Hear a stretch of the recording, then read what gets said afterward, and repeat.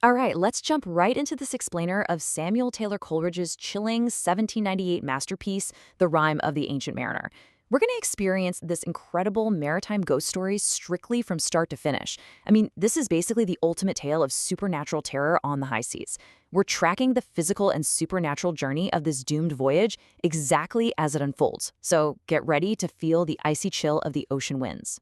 Now, you've probably heard the famous phrase, water, water everywhere, nor any drop to drink. Or, hey, maybe you've heard someone describe a heavy burden as having an albatross around their neck. Well, today we're dropping right into the terrifying tale that actually gave birth to those exact phrases. We're skipping all the heavy academic analysis here and just experiencing the gripping, chronological narrative of the mariner's cursed voyage, literally step by step. Our story kicks off with this incredible interruption. Picture this, an old, gray-bearded sailor with a noticeably glittering, almost hypnotic eye just grabs a man who is literally on the threshold of a joyful wedding feast. The wedding guest is practically paralyzed by this stare. He can't help but hear the old man's tale. He sits on a stone, completely spellbound.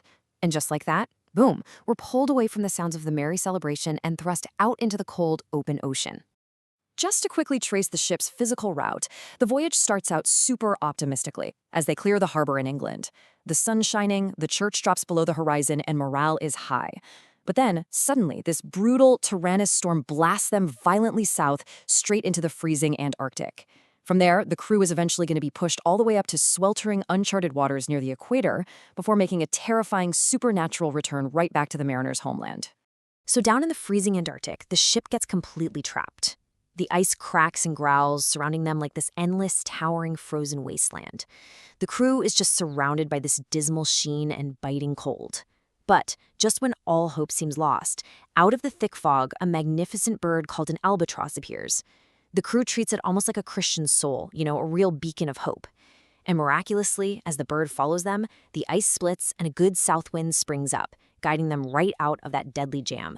But then comes the sudden, senseless crime that triggers everything. Out of nowhere, the mariner confesses, "With my crossbow, I shot the albatross." There's literally no explanation, no self-defense, no reason given at all. It's just an inexplicable act of violence against the very creature that had just saved them. It's a massive betrayal of nature, and in that single moment, the fate of the entire ship is completely sealed. At first, the crew is furious. They condemn him for killing the bird that made the breeze blow. But when the fog briefly clears and the sun comes out, they actually change their tune and celebrate the bird's death, claiming it brought the fog. By doing this, they're making themselves accomplices to the crime. And almost immediately after, the wind dies completely. The ship is becalmed. And as the crew starts suffering from this intense, parching thirst, they hang the dead albatross around the mariner's neck as this heavy, rotting curse. So now the ship is totally stuck. As Coleridge famously writes, it's as idle as a painted ship upon a painted ocean. The crew is parched, dying of thirst under a hot copper sky, and their mouths are so dry they can't even speak. They're just baking under the noon sun. But then, the mariner spots something on the horizon. It's a ship. But as it gets closer, the true horror dawns on them. It's a ghostly, skeletal hulk, moving toward them without a single breath of wind or even a drop of a tide. And on board this terrifying hulk are two incredibly horrifying supernatural figures. On the left, there's a skeleton representing death itself. On the right, a deathly pale woman with skin as white as leprosy.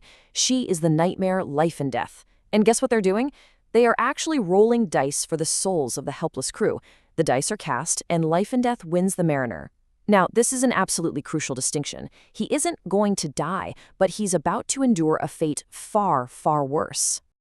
As the sun sets, the unthinkable happens. The nightmare ship shoots away, and in the sudden, starless darkness, every single sailor on the mariner's ship drops lifeless to the deck with a heavy thump.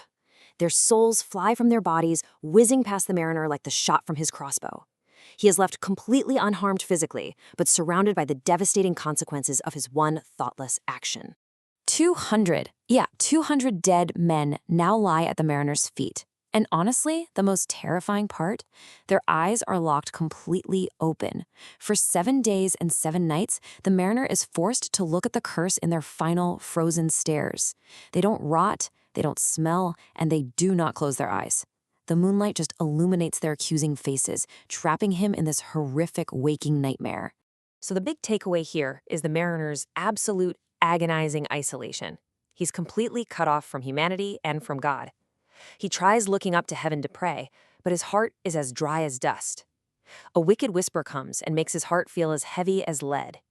He's alone on a wide, wide sea, surrounded by nothing but the rotting deck, the rotting water, and 1,000 slimy sea creatures just crawling on the surface.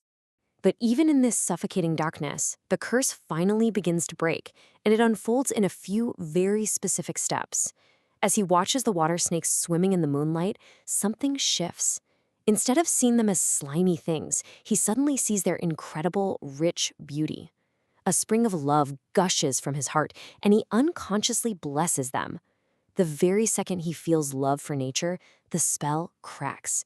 He's finally able to pray, and that heavy albatross slips right off his neck, sinking like lead into the sea.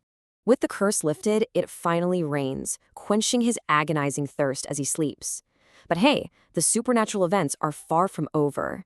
Angelic spirits descend and actually possess the dead bodies of the crew. Just imagine this. The 200 corpses silently rise up. They don't speak, their eyes are still fixed, but they begin to operate the ship's ropes together, sailing the vessel like this ghastly zombie crew under the moonlight. It's terrifying for sure, but also a strangely beautiful deliverance. The ship is then propelled back towards the mariner's home country at a supernatural, blinding speed. It's not being driven by the physical wind anymore, but guided smoothly by unseen, benevolent spirits beneath the ocean. The speed is so intensely fast that the mariner actually falls into a dead swoon, like a deep trance, where he hears spirit voices discussing the crime he committed against the spirit of the Antarctic and the heavy penance he still has to pay. He finally wakes up as the ship drifts over the harbor bar of his own country. It's a sweet, familiar sight. He sees a small rowboat approaching to rescue him. Inside is a pilot, the pilot's boy, and a holy hermit.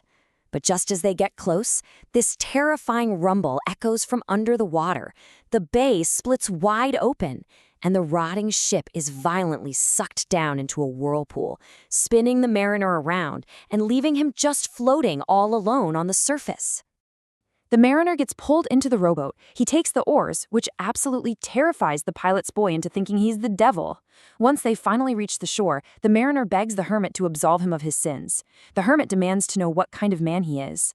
And at that exact moment, the mariner is struck by a woeful, agonizing physical pain that only goes away when he confesses his horrific tale out loud. And that right there is his lifelong penance. He has to wander the earth, and whenever that terrible agony returns, he is compelled to find a specific person and tell them his story. Think about the jarring contrast of where we are right now in the story. On one hand, we've got the wedding feast, merry din, joyful music, celebrating union, life, and community.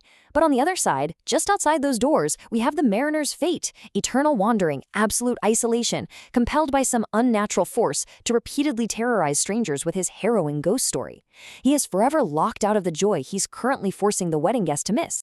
Before vanishing into the night, the mariner leaves the stunned wedding guest with this final haunting moral.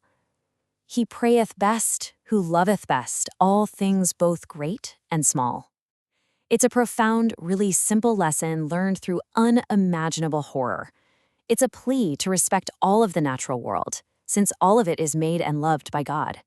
It's a powerful reminder that every action against nature carries a heavy, undeniable weight.